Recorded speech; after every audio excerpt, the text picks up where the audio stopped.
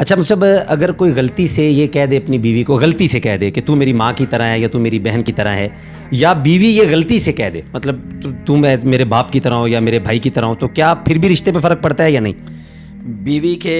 خاوند کو کہنے سے کوئی فرق نہیں پڑتا، ذرہ برابر بھی کوئی مسئلہ ہی نہیں، اس کا کہنا نہ کہنا ایک برابر ہے، ٹھیک ہو گیا، وہ لگا ہوا ہے، نہیں خواہ غلطی سے ہو یا غصے سے ہو، غلطی سے ہو چاہے قصدن ہو چاہے غصے سے ہو چاہے ارادہ دن ہو، جیسے بھی ہو، کوئی حیثیت نہیں ہے بیوی کے کہنے کی۔ ٹھیک ہو گیا، بیوی یہ کہہ دے تو میرے باپ کی طرح ہے، تو میرے بھائی کی طرح ہے، تو میرے بیٹے کی طرح ہے، یا کہہ دے میں نے تجھے طلاق دے دی، میں نے تجھے خلا دے دیا، جو مرضی کہتی رہے، اس کا کہنا لگا ہوا ہے، اس کی کوئی حیثیت ہی نہیں، اس کا یہ اختیار ہی نہیں ہے۔ ٹھیک ہو گیا جی، یہ تو بات کلوز ہو گئی۔ دوسرا رہ گیا مرد اگر قصدن جان بوجھ کر ارادتاً یہ لفظ بولتا ہے نا کہ تو میری بیوی جیسی، تو میری ماں جیسی ہے یا میری بہن جیسی ہے، تو پھر زہار ہو جائے گا۔ بیوی حرام نہیں ہوتی، زہار ہوتا ہے، نکاح نہیں ختم ہوتا، لیکن اس پر کفارہ واجب ہو جاتا ہے بیوی کے پاس جانے سے پہلے۔ وہ کفارہ اللہ رب العالمین نے سورہ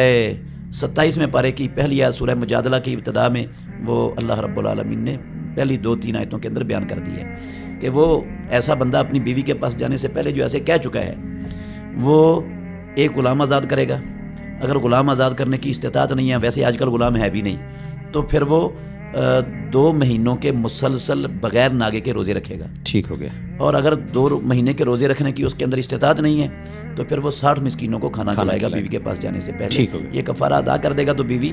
حلال ہو جائے گی اس کے لیے، ویسے اس کے لیے مطلقاً حرام نہیں ہوئی، وہ نہ نکاح ختم ہوا ہے۔